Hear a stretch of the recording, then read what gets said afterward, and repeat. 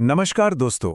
आज के इस खास विश्लेषण में हम उस बेहद रोमांचक और एक तरफा मुकाबले की गहराई में उतरेंगे जिसने पूरे टूर्नामेंट को हिलाकर रख दिया। मैच 66, अहमदाबाद का नरेंद्र मोदी स्टेडियम। चलिए आज यही समझते हैं कि आखिर इस हाई स्टेक्स गेम में हुआ क्या था और कैसे एक टीम ने अपनी शानदार परफॉर्मेंस से दूसरी को पूरी तरह धराशाही कर दिया। सिर्फ एक आंकड़ा सुनिए, 89। और ध्यान रखिएगा, ये कोई आम नंबर नहीं है। ये वो विशाल रन मार्जिन है जिससे गुजरात टाइटंस ने एक पूरी की पूरी डायनेस्टी को कुचल कर रख दिया। टी20 क्रिकेट में इतने बड़े मार्जिन से जीतना सिर्फ जीत नहीं होती, ये दर्शाता है पूरी तरह से आपका डोमिनेंस। और सच कहूं तो इस 89 रन की हार का असर बहुत ही गहरा और दर्दनाक था। इस नतीजे ने साफ कर दिया कि चेन्नई सुपर किंग्स अब आधिकारिक तौर पर प्लेऑफ्स की दौड़ से बाहर हो चुकी है। एक ऐसी टीम जो 5 बार चैंपियन रह चुकी है, उसका सफर इस शानदार ब्लोआउट ने यहीं खत्म कर दिया। और हैरानी की बात यह है कि ऐसा लगातार तीसरे सीजन में हुआ है। सोचिए क्या वक्त आ गया है। तो चलिए सबसे पहले इस मैच के दांव और उसके नतीजे पर एक तेजी से नजर डालते हैं। आखिरी गेंद फेंके जाने के बाद दोनों टीम्स के किस्मत में कितना बड़ा जमीन आसमान का अंतर आ गया था, ये देखने लायक था। एक तरफ गुजरात टाइटंस थी जिसने इस जीत के साथ सीधे टॉप 2 में अपनी जगह पक्की कर ली। वहीं दूसरी तरफ चेन्नई सुपर किंग्स थी जिसके लिए इस एक मुकाबले ने आगे के सारे दरवाजे पूरी तरह बंद कर दिए। अब बात करते हैं उस तूफान की जिसने सब उलट-पुलट कर दिया, यानी गुजरात की बैटिंग मास्टर क्लास। जरा इन आंकड़ों पर गौर कीजिए। साई सुदर्शन के 53 गेंदों में 84 रन्स, कैप्टन शुभमन गिल के 37 गेंदों पर 64 और फिर जॉस बटलर के 27 गेंदों पर नाबाद 57 रन्स। इन टॉप 3 बल्लेबाजों ने विपक्षी गेंदबाजों की ऐसी धुलाई की जिससे भुलाना मुश्किल होगा। इन्हीं तीनों के आक्रामक रुख के दम पर गुजरात ने सिर्फ 4 विकेट पर 229 रन्स का एक विशाल पहाड़ खड़ा कर दिया था। लेकिन इस पूरे स्कोर में सबसे मजबूत नींव थी ये नंबर 125। शुभमन गिल और साई सुदर्शन के बीच हुई ये 125 रन की ओपनिंग पार्टनरशिप ही वो टर्निंग पॉइंट थी जिसने एक ऐसी लया और टेम्पो सेट कर दिया जिसके आगे सब बेबस नजर आए। और दोस्तों, इस पार्टनरशिप की ऐतिहासिक अहमियत समझना भी बहुत जरूरी है। ये इन दोनों के बीच आईपीएल इतिहास का 7th सेंचुरी स्टैंड था। किसी भी ओपनिंग जोड़ी द्वारा सबसे ज्यादा बार 100+ रन्स जोड़ने का ये नया रिकॉर्ड बन गया है। इस लेवल की तगड़ी कंसिस्टेंसी सच में बेमिसाल है।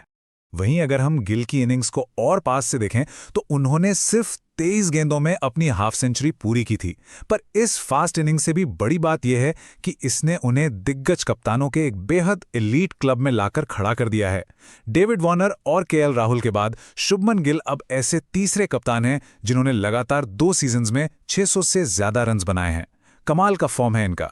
शुरुआत तो लाजवाब थी ही, लेकिन आखिरी ओवर्स में जो तबाही आई वो बिल्कुल अलग लेवल पर थी। जॉस बटलर ने डेथ ओवर्स का पूरा फायदा उठाया और सिर्फ 27 गेंदों में 57 रन्स की नाबाद पारी खेल डाली। उनके इस ब्लिट्स ने एक मुश्किल टारगेट को चेन्नई के लिए लगभग आउट ऑफ रीच ही कर दिया।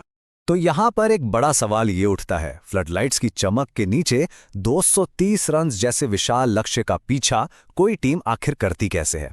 पूरा स्टेडियम सांसें रोके बस इस दूसरी इनिंग्स का बेसब्री से इंतजार कर रहा था। लेकिन दूसरी इनिंग शुरू होते ही चेन्नई का जो पावर प्ले पतन हुआ, आइए उस पर एक नजर डालते हैं। अब इन दोनों पारियों का सीधा अंतर देखिए। एक तरफ गुजरात टाइटंस की वो 125 रन की अटूट ओपनिंग साझेदारी थी और ठीक उसके विपरीत चेन्नई सुपर किंग्स पहले 6 ओवर्स के अंदर ही सिर्फ 58 रन पर अपने 4 टॉप विकेट्स गंवा चुकी थीं। यही वो पल था जहां मैच लगभग पूरी तरह उनके हाथ से निकल गया। और इस पूरे पतन की शुरुआत एक ऐसी घटना से हुई जिसकी उम्मीद शायद ही किसी ने की होगी। इनिंग्स की सबसे पहली ही गेंद पर मोहम्मद सिराज ने संजू सैमसन को स्ट्राइक आउट कर दिया। सोचकर देखिए, सामने 230 का टारगेट हो और पहली ही बॉल पर विकेट गिर जाए।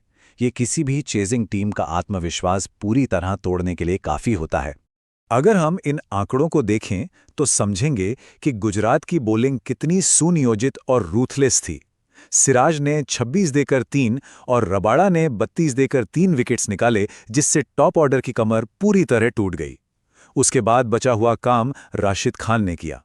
उन्होंने मिडिल ओवर्स में आकर सिर्फ 18 रन दिए और 3 विकेट्स चटकाकर मिडिल ऑर्डर का भी सफाया कर दिया। एकदम परफेक्ट एग्जीक्यूशन। लेकिन इस लगातार गिरती विकेट्स के सिलसिले में एक खिलाड़ी ने अकेले मोर्चा संभाले रखा था। वो थे शिवम दुबे। उन्होंने सिर्फ 17 गेंदों पर 47 रन्स की एक हैरानगेज पारी खेली। उनका स्ट्राइक रेट लगभग 276.47 का था। ये इस बिखरी हुई लाइनअप में एक अकेला पर बहुत ही बहादुरी भरा काउंटर अटैक था। लेकिन अफसोस, अकेले उनकी ये पारी उस मैसिव टारगेट को छूने के लिए काफी नहीं थी। अब आते हैं इस चर्चा के आखिरी हिस्से पर। इस एक मैच ने प्लेऑफ्स का पूरा समीकरण कैसे बदला, आइए समझते हैं। जरा इस ड्रॉट यानी कि सूखे पर नजर डालिए और तभी आप इस हार का वजन समझ पाएंगे। 2024 में एलिमिनेटेड, 2025 में एलिमिनेटेड और अब 2026 में गुजरात टाइटंस ने इनका सफर खत्म कर दिया।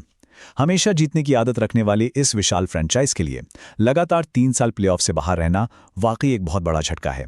ये सच में एक नए एरा का इशारा लगता है। तो इन सभी बातों के बाद दिमाग में बस एक ही सवाल आता है। गुजरात टाइटंस इस वक्त अपने सबसे बेहतरीन फॉर्म में है, ठीक सही समय पर पीक कर रही है और टॉप 2 में भी जगह बना चुकी है।